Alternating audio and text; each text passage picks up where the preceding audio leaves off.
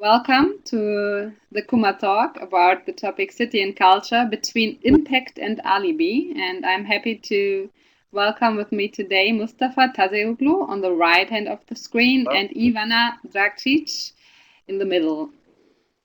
And I will be your host and moderator today. First of all, this talk will be recorded. Also, the chat will be recorded, so be aware everything will be fixed forever. KumaTalks, just briefly, is an initiative of the Robert Bosch Cultural Managers Network. This network is combining. It's an initiative from the Robert Bosch Foundation. They had several cultural manager programs, and now there are cultural managers all spread around Europe, and these talks were initiated to keep the discussion between them, but between also other people that are interested in those topics alive. Today's talk, again, it's about city and culture, and there are a lot of discussions about city and culture those days, and so why to add another discussion about that? First of all, we thought it's very interesting also to share first-hand experience. So we invited Ivana and Mustafa because they really work in different contexts, in different cities, but always with the approach of culture and have their own projects. So it's always interesting to share these ideas and those projects of people that really work in the field. But on the other hand, we added the subtitle between impact and alibi, because we believe that one question which is not discussed so widely is, everyone is like cherishing this approach, city and culture and creative cities, and what can add culture to the development of a city. And of course, there are a lot of good things, and this is why we meet, because we somehow all believe that there are a lot of good things. But at the same time, I think it's very important to raise a question also. Is culture maybe not only using social context to also give itself a new stage? It's also important to raise the question, maybe the money that we at the moment is available for this kind of projects, is this maybe just like the drop of water on the hot stone, but everyone is then be quiet because there is a little bit of money and no other and bigger processes are started. So all these kind of top questions we want to address today with our two speakers. So shortly about the speakers, we have Mustafa Tazeoğlu. He's the founder of the agency Urbanism, which is an agency based in Duisburg-Marxloh, European hotspot, as I learned yesterday, and that we will learn also today in his presentation. But he for sure has very European experience. He worked abroad and also, and he's coming originally from Duisburg, but then he worked abroad. Now some years ago he came back and experienced all these developments that took place in Duisburg, or in general in the rural area. And so in that context, he founded also the agency Urbanism, and is doing some very innovative projects for which he was awarded also with several prizes. Also, just recently, I saw on Facebook you won a new prize for your main activity, Tausche Bildung gegen Wohnung, which you will talk also later, which you will introduce to us. And then we have Ivana Dragšič. Ivana works and lives in Skopje, where she is active in several initiatives, actually. She's one of the main and also founding members, I think, of Plošta Sloboda, which is translated Freedom Square, which is an initiative also addressing social problems, but also architectural developments in the city and using a lot of cultural approaches. She is also herself active as an artist and deals also with different social aspects of the city in her work, and also works for with and for several initiatives in Skopje, organizing different activities in this sphere, city and culture. So I think it will be a very interesting talk. So after having shortly introduced our presenters of today, I wanted to ask you also, who are you? So please introduce shortly yourself in the chat. We will also add our information there so we know with whom we are talking to.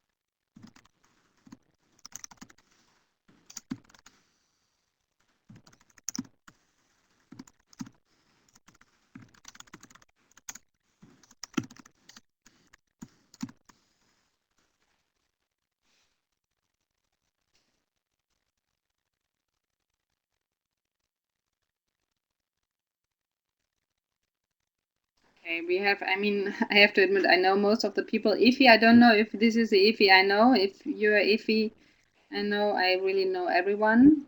So I wrote for myself. I'm currently working for the Foundation Mercator as project manager in the field of arts education. Lisa, she used to work for the Cultural Managers Program as a program assistant in Stuttgart and is also a member of the KumaTalks team organizing it. She did all the public relations in the last days.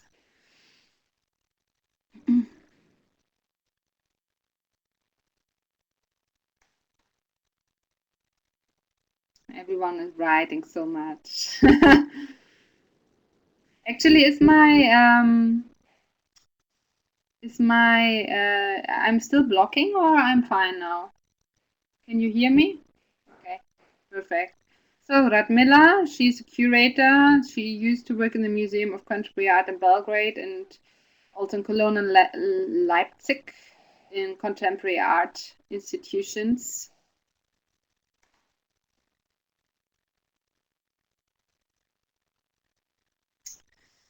Okay, we will go on. So my last part, it's just briefly what will happen. We will have two inputs about 15 minutes. So we will first hear Mustafa, then we will hear Ivana, then we will have time for a short discussion about 20 to 30 minutes, where I hope everyone, so also everyone participating in the chat will participate, and please feel free always to post questions and comments in the chat, because Radmila will monitor them and pass them on to me, and so nothing will get lost.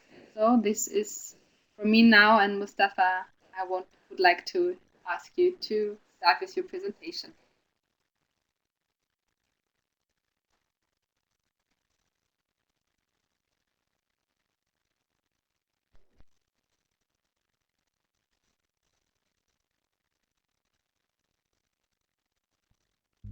Hello together. Like Vibke introduced me, my name is Mustafa Tazeoğlu. Can you hear me? First of all, the check. Okay. I want to give you a little personal introduction of my CV, and from my CV, I think it's the best way to explain my work or my way of working in my area. So my name is Mustafa Tazeoğlu. I'm living in Duisburg. Duisburg is a typical industrial town in the Ruhr area, one of the first growing industrial towns here in Germany. And you'll see a bit the development of Duisburg, Marxloh, and this is nearly typical for the whole Ruhr area. In 1843, it was a typical substantial farmer's place with more than 300 inhabitants, and just nearly 80 years later with 35,000 inhabitants. So I think there you can see that the place where I'm living is really an artificial product, a side product of the industry. So there is no deeper meaning of area. It's just that the workers can really go fastly to work and come back. And you see the numbers of 2011. It's today nearly the same numbers. It's perhaps 50 people more. We have nearly the half of the inhabitants of the max capacity of my district, but still the same infrastructure. It means 17,000 people are paying the site costs for a district of 35,000 inhabitants. This is already something really hard, perhaps non-imaginable for some people, but I will explain later on a bit more. So I will jump to the 80s, because in the 60s, perhaps important to know before, the first big crisis, oil crisis and steel crisis, forced Germany to change the workers. So they changed from the old Polish workers from the 19th century. They came in the 19th century. They changed to looking for Spanish, German, Italian, Greek, and other migrants. So the structure changed at first in the 90s, and in the 80s it was the nearly end of the industrial area in my district. To give you some numbers about my district today, we are nearly 17,000 people living here, 60% with a migration background, nearly 20% unemployed, and nearly 15% of vacancy rate in my area. And the people which have no education, means no real school degree, are about 50%. So these are really hard numbers for a district, and also for human resources, if you look with the eyes of human resources. So when I was young, getting 16, 17, the workers were gone. In the 90s, the industrial area in my district threw out more than 20,000 workers. It means one day to another, lots of people have been without jobs. So with the money, the shops are gone of Marxloh. Marxloh was really one of the most used streets. This street you can see here on the picture was one of the most used streets after the Kudamm in Berlin in the 50s. So even Konrad Adenauer did take the round and make a walk on with the biggest cinemas of the area have been here in Marxloh. For example, one with 1,500 seats in the early 50s. So it was really quite important point. But then when I was young, it was just vacancy everywhere, and this long street became a racetrack, a legal racetrack for young guys with pimped cars. So really cliche. I was gone at this time because of education and all these feelings I had about my district, the shame of my district. So I didn't want to be there anymore. So I left. And when I came back, it was during my study. I studied national economics and some marketing. I met some guys, creative guys in my district, which has the same biography, meaning of they were all ashamed about the district, went out, and one day they came back because of the same reason like I did. Homesick. Really easy. You just felt homesick. You think you are Turkish, you go to Turkey, you felt homesick. So it was really paradox, but this was my story, that I came back and wanted to give something back to the place which I was ignoring before. And we developed and set up this brand called Made in Marxloh. Made in Marxloh, perhaps you saw it already somewhere. Made in Marxloh is a brand we created 2008, and in meaning of made in Germany, because everybody knows made in Germany. And made in Germany, which not everybody knows, is that made in Germany was a brand for a negative quality, or for bad quality, during the English-British Industrial Revolution, nearly 1891, 1890. They branded German products with made in Germany, in meaning of be careful. The same like we have an impression of made in China today. And this became a quality signal. So we did, okay, we will stamp our own. And it was then Made in Marxloh. And this brand we used really for the whole district. The first thing we wanted to change was that people don't feel ashamed to say that they are from Marxloh. There is nothing to be ashamed of. That was our intention. And at the same time, a new economy was raising on this racetrack street in Marxloh, this bridal fashion. And why bridal fashion? I will explain later on. Also, the bridal fashion 2005 on the street had started with 5 shops. 2007, nearly 15, you can see the numbers. And why bridal fashion in Marxloh? So Marxloh is a really outer area of Duisburg. The people living in the center of Duisburg don't come to Marxloh. They don't see Marxloh. They don't want to go there. There's nothing to do in Marxloh. It is really the offside of the city.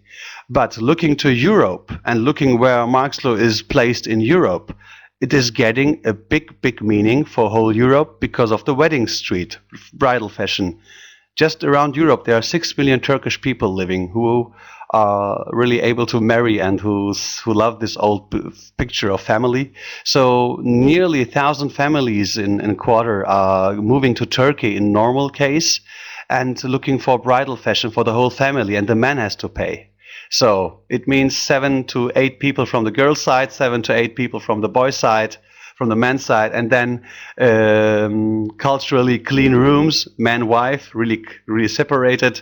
And if you go with the wife side to shopping, you can't just eat kebab, you can't just eat something to go. You have to go to restaurant. So all these stuff are really points of costs. And if you live in Wien or in Brussels or in Paris, and you know there is a Marxloh as an alternative to Istanbul, you will look for Istanbul. So Marxloh showed that really the meaning of Europe can be in an economical way like this. It is a hotspot in Europe, but in Marxloh, in Duisburg, it is a offside area. So you see really how the view can change if you have a function, a real function, credible, not alibi function.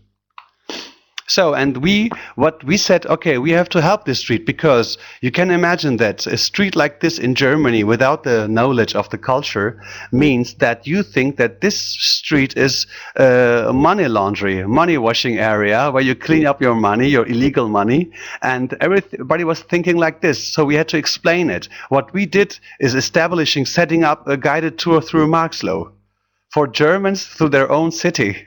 It is a bit funny, but always starting with the sentence, we achieved our aim if you don't need me anymore one day. So you don't look for a guide if you go for French breakfast somewhere or in a French restaurant to explain you everything. So it means, so this was the aim, to clean up your own self, to erase yourself one day, starting a job with knowing that you will finish maximum in 1 year.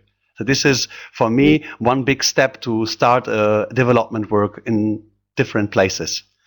So this picture is one of the most famous pictures turning on the whole Europe, because we asked the shop owners for giving us 100 bridal fashion for making publicity for the street. And this, if you look in a official brand way, this is a marketing campaign of 150,000 euro. Real costs 300 euro for printing the panels. So that's all. You see what you can achieve with you if you have the people on your side, and if you are really have the possibility to work bottom up. And if you apply for this money, perhaps you wait 2 years to get this money for bridal fashion. So this might be easier.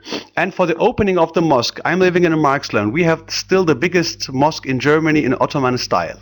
For the opening of the mosque, we knew that there are more than 50 camera teams coming from whole Europe and looking for the mosque. Someone has the sticker of Made in Marxloh. So funny, I see it in the chat. So, and then we are from the media and creative scene, so we know how guerrilla marketing works.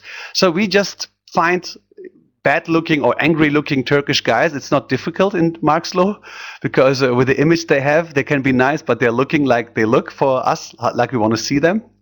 And we asked them to stay between the mosque and the camera teams. Just all, and with this both brand that we have, Made in Marxloh and Welcome to Marxloh. On the left side, you see the title of the Frankfurter Rundschau for the opening of the mosque. I think you don't see any mosque on this, so the left side. So this is really for the opening of the mosque. If you make it bigger, you can see that the underline is really for the opening of the big mosque in Marxloh. So this was really, people didn't understand what happened. The only advantage we had was that the real Marxloh people didn't expect bad things. They accepted what we do on knowing that the general base or relation we have is okay, and we are not negative. They didn't understand, but they knew that it can't be negative. So that was the trust in advance, we call. For this kind of work, you need a lot of trust in advance.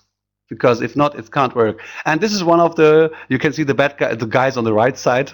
It's my cousin and so on. It's my family. So it's not really, was not really hard to find them.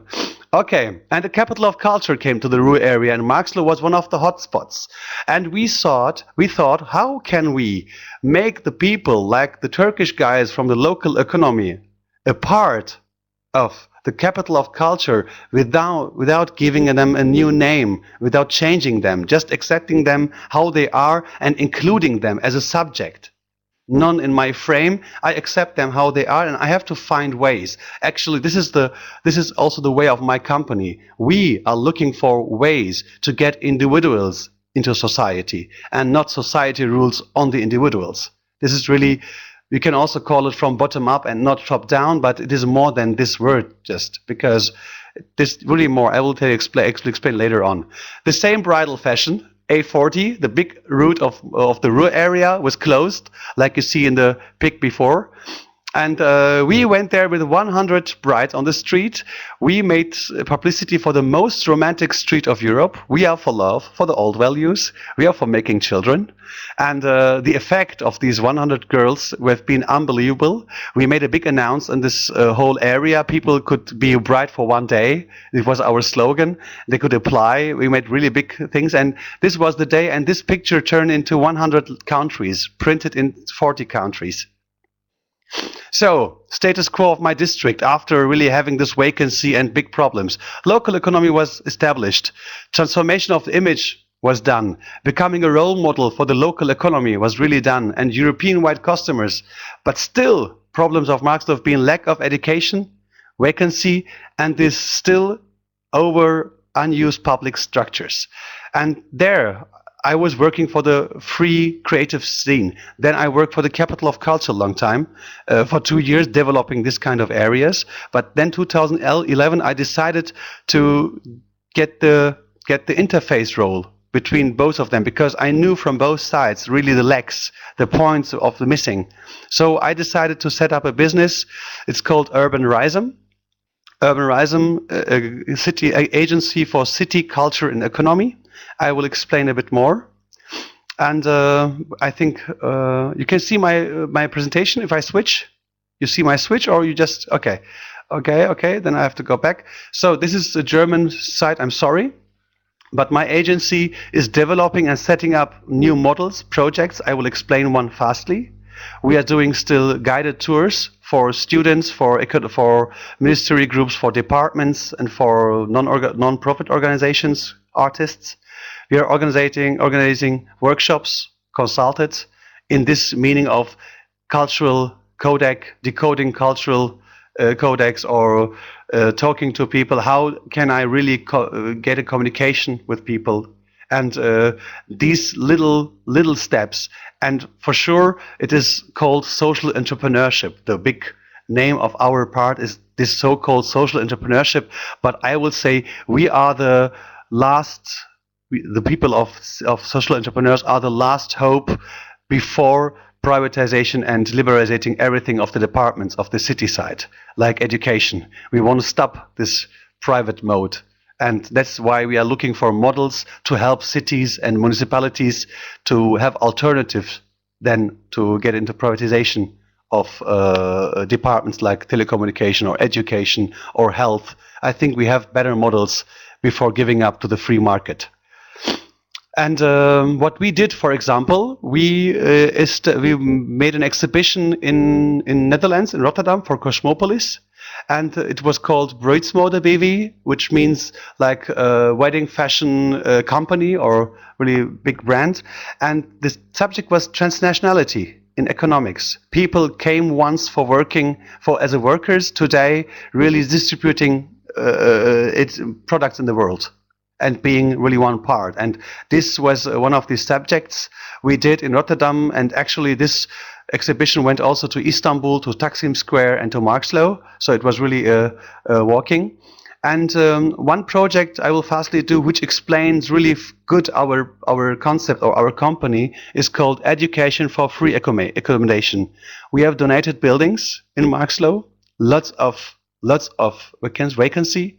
We have no students, missing students in Marxloh, but we know that students have problems with empty buildings or looking for buildings. We know about the existing funds, and we know how to activate, or we wanted to activate existing structures. So what we already did was just looking what's there. Education is not there, so it's also something we have to deal with. Money is not there. Vacancy is there. Missing of education is there. So we set up a model called Education for Free Accommodation, and just shortly, you take this all houses, you install a nice furniture system and a co-location system inside. There, in this big house, 12 people can live. You set up a shop in the downstairs in the shop side. In the shop, it is just a youth center for children of 6 to 11 years. They can really be there. And these students and volunteers living in this house for free can live for free, and they have to take care of 4 children in the district.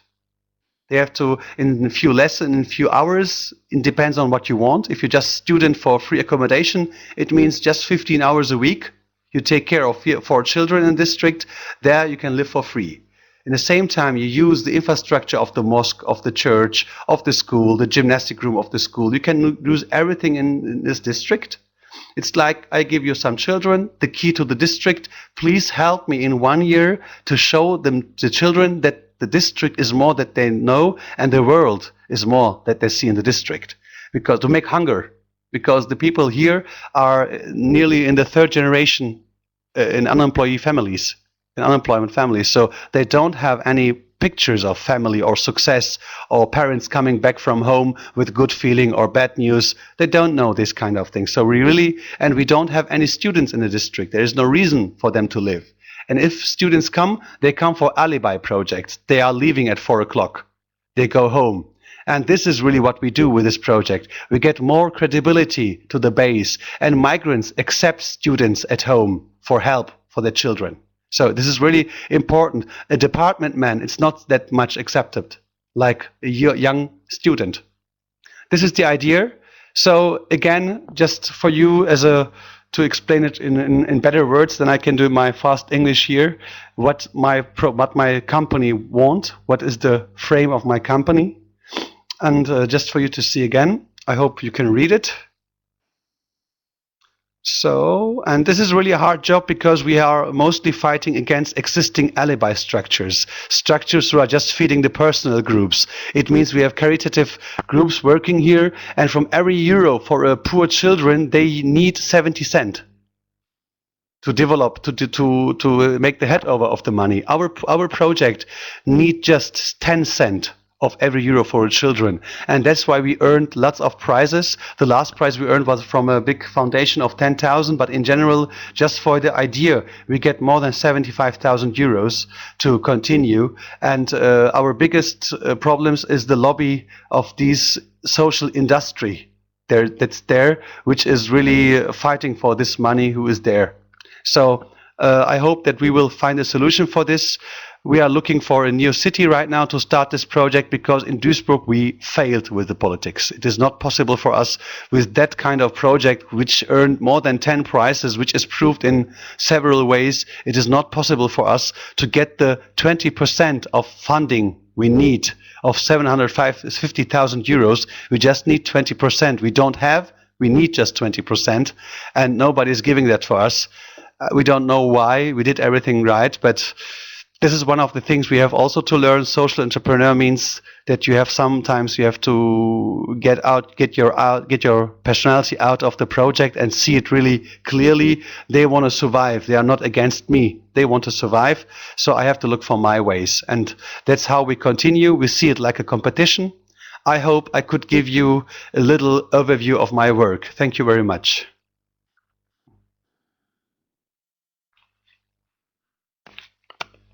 Thank you very much, Mustafa, for your really very interesting input, and also already addressing all these issues that I've raised in the beginning, especially in the end with benefits of the projects and who's really getting the money. I think it's very interesting, maybe later on the discussion, to develop further. I mean, to think about it. There probably not one answer, but why is it that the money is going where it is going? What is the languages one have to speak? Okay, so now no long break, but just I want to direct directly to Ivana to give us her input. Oh, that was funny. Just Hello, hello. Can you hear me, guys?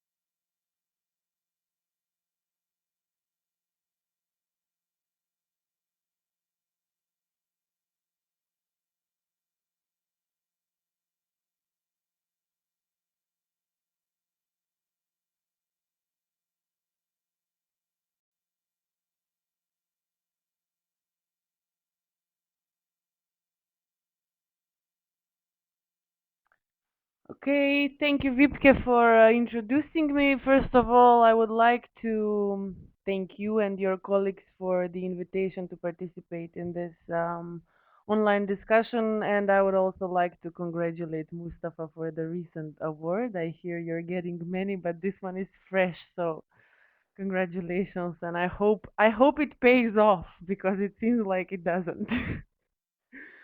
Um, I wanted to talk about my engagement in my city and in my society, in my environment.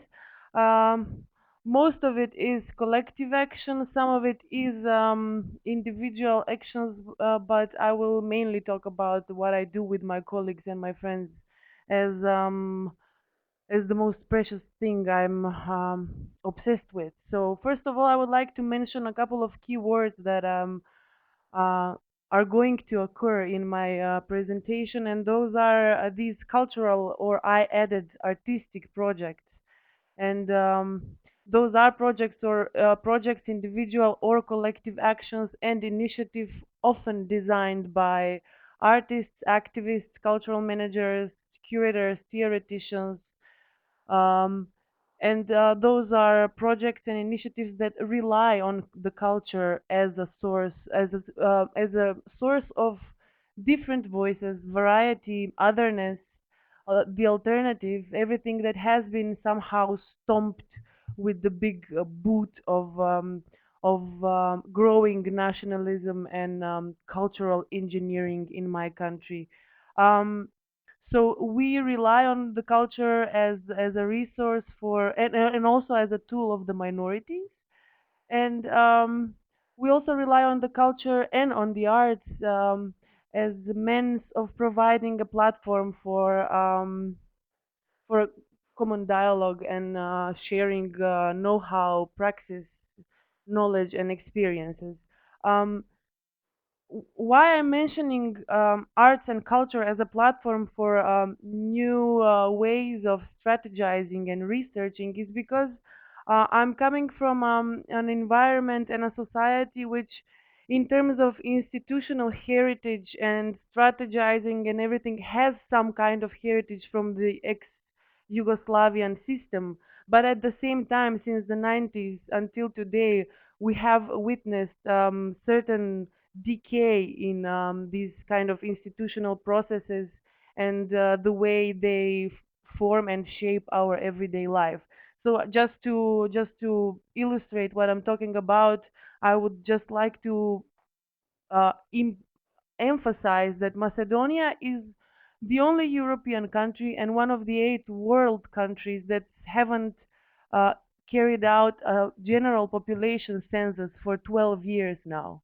So we are in the company of countries like Iraq, Lebanon, Uzbekistan, Eritrea, and countries like that. So when we talk about strategizing and planning, and even more specific, urban planning, it's kind of really difficult to talk about any kind of efforts and I don't know, hybrid models that engage both activists and decision makers to bring them together and create urban or any kind of plans and public policies that concern the citizens.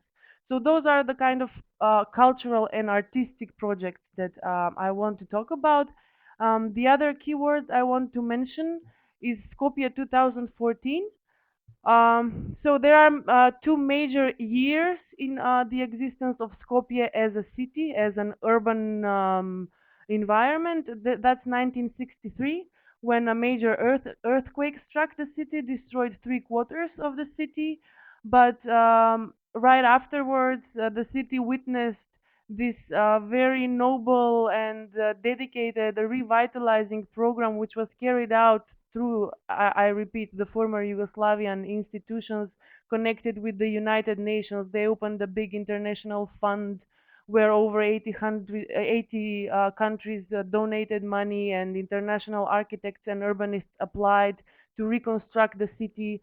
So the years of the 60s and the 70s were the decades when the city of Skopje really underwent major urbanistic and architectural change.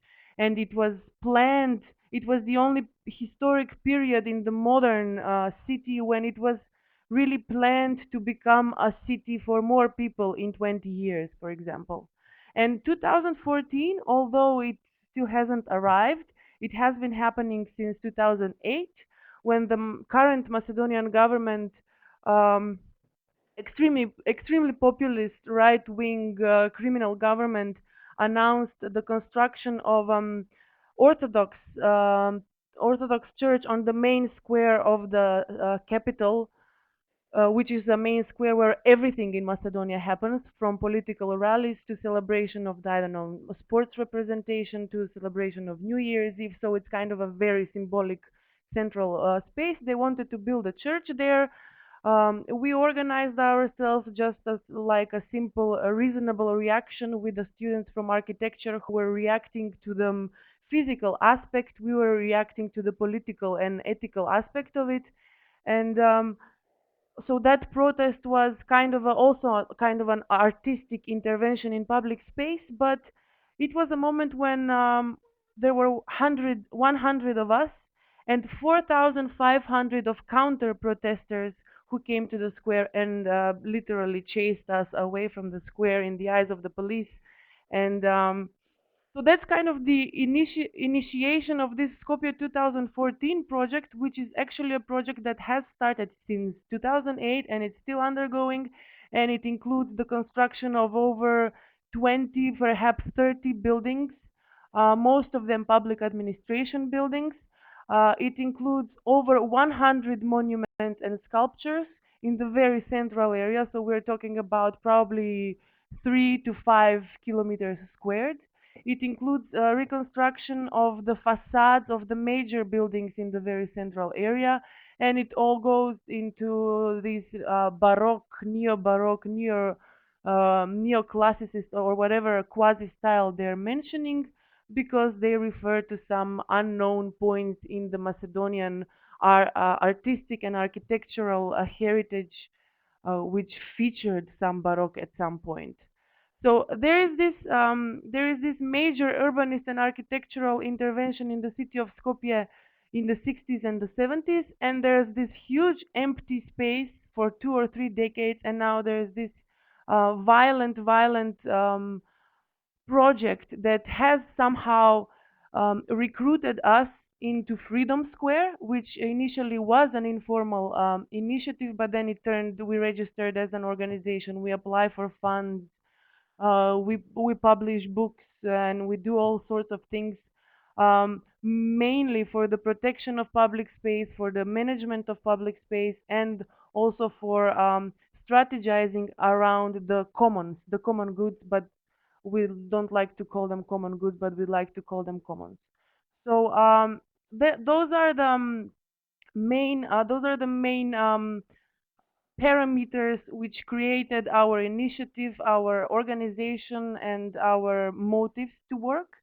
And now I will tell you what kind of work we do. So it's mainly artistic projects, artistic and cultural projects, but they are always associated with theory and publishing, field research and study, policy writing, institutional forwarding of the issue. So we deal with communication and liaison between citizens and institutions, claiming public space, and all of those things that a certain public event with cultural and artistic characteristics can create.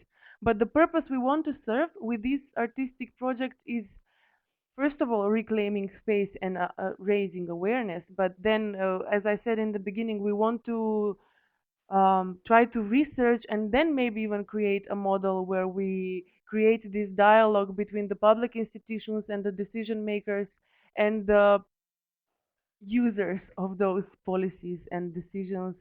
And so the point of our cultural project is also to tackle on this policy and theoretical issues, but also to kind of provide cultural and artistic production.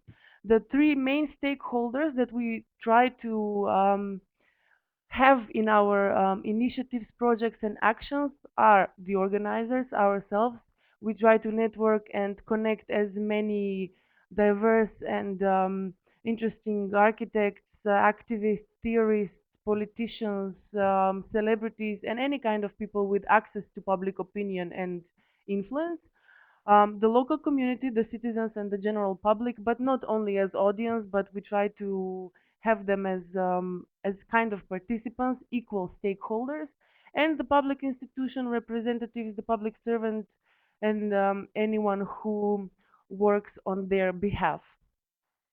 As for our project, I would just like to now show you several projects we have done. One of them is called the Cobblestone March. I don't know, do you think I should turn on the full screen so you can see the pictures better, or Vipke? It's Okay. better to leave it like this. Okay, yeah. But just zoom in a bit, but because we Mm-hmm. can't see the Okay. chat then. So this project was the Cobblestone March. The square of the city of Skopje used to covered with cobblestones. Then one mayor of Skopje took out the cobblestone, and then the previous mayor decided to put the cobblestone back. This precise initiative was more like an awareness raising event, um, which included us gathering in the on the square with certain choreography, scenography, costumography, and it was quite influential, and very popular to for the media and for the pictures and for the videos. It was um, it was a project that mainly made impact on the, let's say, awareness among the citizens. Didn't have any other impact. It didn't have the pretension to do so, but I wanted to show it because um, it's it shows the progression of how first we were dealing only with symbolic approach, visual approach, but then in the further projects, you will see that this kind of visual part is only one segment of everything that we do concerning different issues. So this was imagined as March of the Cobblestones, but we were also alluding on the square as the box, think outside of the box, go out of the box, and all of those issues. I will just briefly go through. We ended up in front of the city of Skopje. Our activist choir performed a song there. The reporters were doing reports for the news. This is another initiative which was a marking of the anniversary of the day when we were physically attacked and chased away from the square of the city of Skopje. Basically, this is one of the main bridges in Skopje. It's Gota Delchev Bridge, and it's also renovated and destroyed with this Baroque intervention Skopje 2014. This is how it used to look like. We basically gathered people who are not usually working together in order to mark somehow an anniversary of decay or of the death of the public space and of the city itself.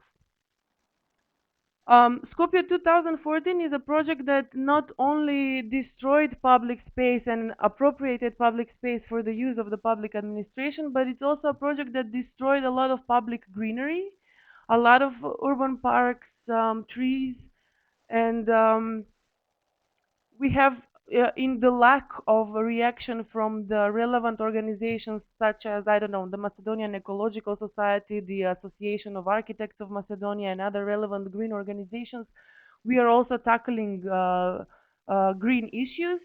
And in the last 3 or 4 months, we decided that we were not going to react to the things that the central and local government are doing, but we were going to anticipate what they are doing and try to save certain green parcels that were meant to be um, constructed on. So at the same time, we applied to the municipality of Centar, where these parcels are.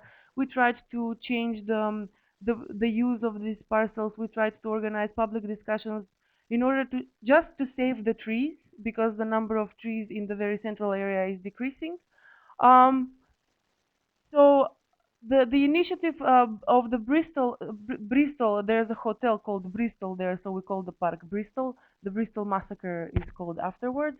The Bristol initiative included both institutional application and working and communication, uh, both protest and occupation of public space, and cultural production. Because during the 2 months where people were camping on the site, um, they were not only, I don't know, organizing public discussions and debates and awareness raising events, but they were organizing concerts, inviting artists, and recruiting people who were called park defenders, people who were giving their contact details and were saying that they were ready to come out and, tree huggers, defend the trees when they were about to be cut. So this is one of those pictures. And there were, as I said, there were events of various types, because a part of the culture is not only cultural production and art, it's also those everyday urban anthropology rituals, socialization. So we would just instigate everyday social situations apart from the cultural and artistic production that we were providing. Also, the municipality of Center, yeah, Mm. Um, Ivana, sorry, I have to interrupt you. We are really bad with the timing today. I mean, you should I would, definitely finish what you were just yeah, saying and maybe point out one yeah, more yeah, I point, will but skip then you several have to projects. come to finish. So the municipality of Centar had their open session at the very location there. Nevertheless, this is very important. I want to. This is one of the most successful collaborative initiatives between the um, art workers, cultural managers, activists, and the citizens. But at the same time, it was met with serious repress, repression and the police force, just as many other of our initiatives, and it failed just as many of other initiatives. So at the end, the campers were taken out with police. Some of them were imprisoned for several hours. The trees were cut. The location was restricted, and construction activities began. I have prepared for you several other projects which deal both institutionally and artistically in public space with the issues we tackle, but I will not talk about them now because of the time. I just wanted to say that many of our, and the thing that the point that we had this discussion, and the question asked with the discussion is this: is it, do we really have impact, or do we just provide alibi? And this is something that I have been just writing in an essay that I've been working on and discussing with my colleagues. As I said, I mentioned Macedonia is a country with no census, so we cannot talk about any kind of strategizing and any kind of planned policy making and decision making in this country, not on a central level, not on a local level. Second of all, I really I feel the need to emphasize the extreme repressive right-wing government which imprisons, lynches, slanders any kind of individual or collective opponent in the public space, in the broadcasting media, and all of that. And most of the public actions are met with police force, and usually most of the initiatives and projects end up unsuccessfully. And we are wondering if we are only providing the picture, the alibi for proxy democracy. We are just showing that there are various voices heard on the streets, people organizing, using the public space, using the even using things that do not belong to them by rule. But at the same time, in the past 6 or 7 years, we still haven't managed to accomplish anything significant apart from cleaning our name because we were also slandered and labeled, and recruiting several more activists or activist groups, and maybe even raising awareness to a certain point. So we are also faced with the dilemma: should we continue? Should we continue with our artistic and cultural production and political activism, uh, just as use art as an antidote to this mass culture and that's strangling us, or should we really finally shut up and show the actual silence and repression that we are working in?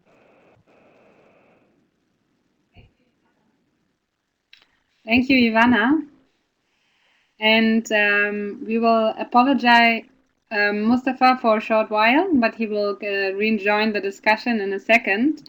But I know that's not very common, but I really would like to start the discussion and asking this question that Ivana just have asked to our chat participants. So, what do you think? Is these cultural actions, as Ivana has described them, also in a way as Mustafa has described them, though both react on a different situation. Ivana's actions react on really dramatic changes in the city, so they are kind of a political activism against them, and Mustafa rather was a reaction on the non-existing political recognition in his field, so to raise awareness. But is do you see these actions, when you hear them, as like a missed success because maybe nothing happened really afterwards, as Ivana described it, or Mustafa still, though he has fantastic ideas, is struggling for the money and for recognition? Or what is your opinion? I mean, what does why do you think these projects should continue or not? So I will read out loud. So Radmila said, I would like to ask Ivana to explain the feeling of giving alibi. To whom does she mean, or What I alibi mean for is that what? we are constantly So. complaining that we are living in this kind of repressive, discriminative conditions. Let's not call the societies as such.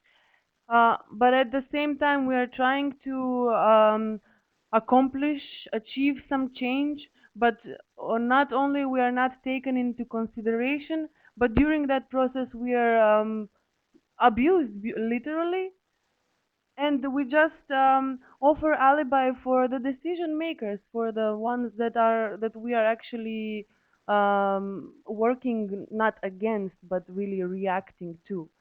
So it's an alibi for the ones that we Mhm. are actually fighting against.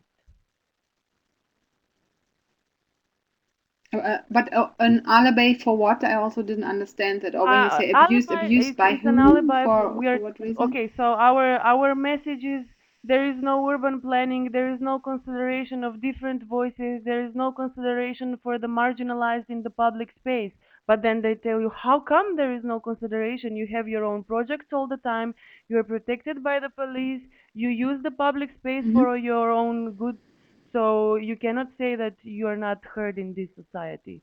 So it's really black and white, and it's really Mm-hmm. simplified, but in the end, after you're doing that for 6 or 7 years, in the end, I kind of see it as a niche in the discourse of the intellectuals in Skopje. Even it's not my own idea, you know. Even more and more activists and colleagues of mine are wondering about the same thing.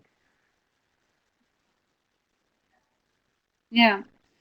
Yeah, okay. So I want to ask a question again to the audience, but also to Mustafa. Then I don't know if you heard what just Ivana said, but really the question. So, do you think these actions, like Ivana has described them, should continue, or because they can be used, or maybe are used also as an alibi for, but there are critical voices, and we are even protecting them, that they are counter effective? For me, it depends on. I'm an economist in this kind of questions, and for me, it depends on where the money comes from. At first of all, if I have social development money, and if I have some participation projects, for example, I have clear ideas what I want. If I know this money is just a political alibi money, I think it depends on from where the money comes. When I know it is alibi money, I have to use it more in a guerrilla way. I have to use it to, for, against them with their own weapon, if you want. But therefore, I have to be clear in my mind that it could be the last time they give me the money. So if you are clear in your mind, you can play with every money. I think alibi is everything, even art, or it can be everything. It's just the way of pronunciation would change that. But I think alibi, it's what you make of it. What you make of it. This is really important. How you handle it. And I want to add to what just Mustafa said. I mean, I know, and I also can imagine that it's very frustrating, really, to have always this struggle to do projects and then really to realize that nothing is changing. But I think even that's not true. I dearly believe in the power of those projects. I mean, they probably don't have the capability to really change the system or make major changes, but yeah, but they make a change because I think the reality would look like differently if those projects didn't exist. But we just know the reality with those projects existing and are not satisfied because we always think there should be more. But maybe the reality would be worse if those projects wouldn't exist. I'm really believing in that. Can I just say something on it? And Yeah. even with the municipality, I think I just use it as a side sentence, but it is one of my most important things when I'm working. It is we don't have to take things personal. Municipality working with money is the most comfortable thing. It's like the brain working. The brain is always looking for the less work, and the municipality is always looking for guarantees, for projects which are working, and so they will help already working projects. And our aim, like capital of culture, before complaining what happens, we have to understand capital of culture is a touristic attraction, a touristic part, and it's not really the subculture interested. So we have to look for the alibi money to get it to us and to make the best of it, to show what we can also do, to give them the feeling that they also can change their ideas.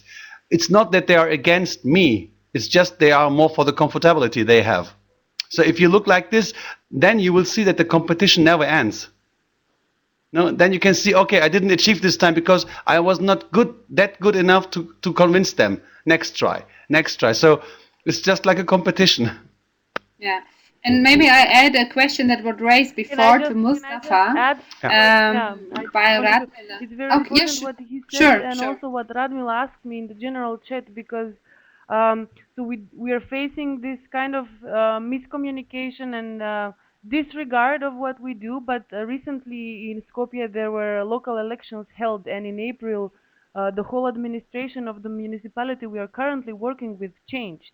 So the Liberal Democratic Party, just to illustrate, is there in power, and there are some people who are very, very open and interested to what we have to say, and it's for the first time that the public institutions at least give us time and attention to hear what we have to say. But even there, what Mustafa just said, even there's this certain kind of guard position. Yeah, we want to give you a space that belongs to the municipality, but you're going to turn it into your own cultural space, and then there will be nothing left from us. And we wanted to create projects for. So even at this moment, and Radmo asked me, at this moment we're having, this is like the highest, the peak of our communication with the public institutions, and we're facing with so much fear and it's fear at the same time, but it's also concern for this, comfortable public funds that they also always have access to. So it's a very, very relevant issue, because when you have when you, even if you're in coalition with the public institution, you still are not. But isn't it interesting that they even react on you with fear? I mean, that does show for me in a way that you have an impact. I mean, they Yeah, really treat exactly. you as an opponent, Yeah. which is better than ignoring you. Okay. You want to add something, Mustafa? Yeah, to all, if you have the feeling that someone is sees in you a concurrency, there you are in middle of the fight of the social money, of the social system money. It means there it is the ideology versus self-survival, you know. And they started with ideological feeling, but then they recognized one day they have to find new problems to solve. If not, they have to go. And if they go, they have no money, and they can't live in this unsecure like we can do as a free culture or the free workers. And there are sub companies of the city, and they have to look for ways to survive. This is already the thing we want to evitate with urban rising. We want to find ways between. That's already you are in middle of this fight then. Maybe Mustafa, you elaborate a little bit more also in your involvement in this public dialogue. So I know you told us you were part of the cultural capital, Yeah. but do you receive any public funds actually, and if so, how is your conversation also with the public government? You said it was not so successful. So my first of all, I was not clear enough. I think the project Education for Free Accommodation is just an idea. It's a concept. We get this money just for the concept, the prices. And this concept means in this model, there are three change models. One is between students and the housing. Second is between the partners in the district, for example, school, church, which are working with us. They can also have our students for 20 hours a month for their own children work, because they don't have the money for their own capacity, for example. They can have hours, for example. And the third part is we have an exchange model with the university. We want to get this knowledge back to the university also. So we have seminar programs, credit points programs. And it means what we did with the money we earned is establishing this model, this concept, how to qualify people, how to choose people. This is finished. What we are looking for right now is the city which is giving us the rest money we need in form of a building and some extra money. And this is still missing. But until today, we work without funding of cities. We just get these prices, and we could continue and establish the CI, everything, the law side, all these acceptations to be accepted by the youth program, by the funding of youth money. But what I can say is there is the existing money in Germany. It's called BUT, Bildung und Teilhabepaket. This is a program for social weak children, and none of the big social companies can use this money because the way how it works, it is unsecure. It's not like the inclusion for handicapped people. It's working really unsecure. So it means the big groups are not offering these things.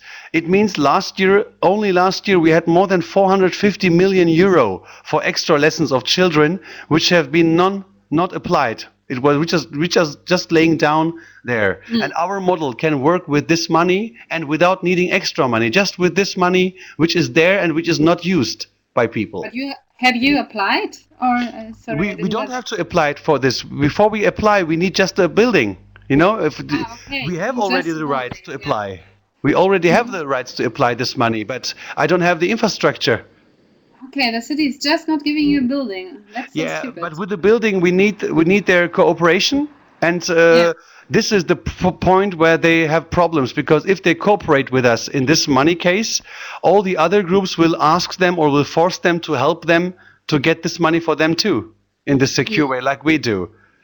But the difference is that our project is not eating that head over like the others. That's the point. But this is making also problem for the lobbies, for sure. Yeah. So- But so you say that's the point, and so I'm really speechless because I mean it's a stupid question, but do you have an idea why they react on you like this? I mean, there are other projects they support, and it's up to them to make the decisions. So why are they so negative about it? I think they are not negative about us. They're more positive to other people, because our project is giving no personal costs to the agency which is trading the money, you know, these fundings. If normally they get 30% of this money because you let them one half job, you know, some kind of things. We didn't, first of all. Second thing is, this money where they have to pay attention for, it's for the district, for the sustainability of the district. This is private money, even not state money. It's private money. And the thing is that the group who take care of the money can also apply for it. You know, there is no law for them. Okay. And it means, imagine there are in total there are 3 million euros for 3 years, separated in 2 projects. Little projects for the district every year, and 1 million for big projects in a district. But if they do it, they will have nothing of it. But if they have problems, for example, the inhabitants of the district are that much incompetent that they need more time, then it means they can take more money of this out, which is there, and continue the way. Because having problems means for them having money. Having no problems, having no money. So this is the reason they are not against me. They are looking for the ways how they can get the money for themselves. Because they are officially a company. They can pitch against me in a market outside. Even they are paid for 75% by the city, but they are a sub company. They are a normal company and can pitch against me on the free market. So it is a public enterprise, but a public enterprise here is just a non-profit enterprise, but with the same law like a normal enterprise. So, and even the contracts of them are, the most of them are not anymore municipal workers. They are free workers. And they have a deal with this old city workers that they will have the money until the retreat. And they will do everything for them with this private contracts to get this money. And this is the thing. They have more arguments for the others than for me. That's all. I also They are not think against. the intimidation comes from this. I think in the past, the independents have been doing different activist, artistic, and even other kind of policy projects for many years now. But I think in the past 10 to 15 years, with the networking and the thematic collaborations, I think that the projects from the independents have managed to offer not precise models, but at least ideas of models, successful models that might substitute the public governing institutional models, which is just there to suck, funds and keep an army of public servants at work. So I think in our case, in the intimidation, although we don't offer such kind of models for governance, but I think in general, the intimidation comes from there. I also want to say something to here, there's a question I saw. Can I directly answer, or do you want to repeat the question? Or Which one? There are so many questions. I was about to say, because we are exceeding the time limit, but of course there have been posed so many questions I couldn't get back to. But so I would say, please choose a question, answer it, and then we will finish. I will ask my last question. Okay, Radmila just was asking if the capital of culture brings anything to Duisburg. At least, yeah, but nothing really positive from the meaning side, but positive in the meaning that people were collected because of project of capital culture that they didn't want it. So a common enemy. So if you see it like a common enemy, yeah, it brings a lot. It really makes us to a unit. It makes a group of us. We are talking more to each other. And for the cities, it shows that they can really get some money and new vocabularies for themselves. So. But in general, is nothing changing. Even a rural area where every city is their own ego trip, man. As a city, they are not really connecting to each other. It's not possible. So no sustainability from that one. No. Though I think compared with other cultural capitals, rural area was quite successful. It was. In general, it was a successful event. But in meaning of the origin way, it was really successful. But we have a problem with the consciousness, what we are expecting of it. So that's the big problem we have. Okay, unfortunately, we have to finish, but I would like to ask also the participants in the chat to answer in the chat, but also Mustafa and Ivana maybe to make one last comment, because I think we had quite negative, we shared quite negative experience also of not being noticed, of not receiving money, and still we try to continue and still we come up with new projects. So a little bit of a view forward. So what are your next projects? What are you going to do? And what are you really looking forward to do now? Okay, I want Maybe to Ivana, you want to by start? saying that although we sound kind of depressed by this whole process of working, I must say that it has been a very self-emancipating process because, as I said, because of the lack of reaction of certain professional bodies and organizations, we were brought to a situation when we had to educate ourselves a lot about urban planning, ecology, economy, production, and all things that we wouldn't necessarily, learn, not to mention all other skills. So this whole process has been very self-emancipating on one side. And on the other side, as I said, in the beginning, we had these problems of being labeled, of just having the problem of a public explicit coming out with any type of political idea. Now somehow we have grown into kind of the main contact point both for the media and for the citizens for these kind of issues. And there's a certain amount of comfort in that because from there we take confidence and then just point and direct ourselves towards the institution. So now for the future, what we're thinking and working on now is really pressuring this current administration in the municipality where they changed because at one side they're showing a lot of positivity and openness, but at the same time they're holding strong to their public funds and their regular salaries and their yearly plans of what they want to do, and there is little space for maneuvering out of that. So we will definitely dedicate ourselves to that. And one other important thing, I think I included the link in my presentation, Skopje Insurgent. That's a book published by the United Nations after the aftermath of 1963 and the reconstruction. It's publicly available, so you can download it. We're working on translating that one. Thank you. And Mustafa, you have also an answer to my question. Yeah, just not on your question, but on this depressive side we was talking about also.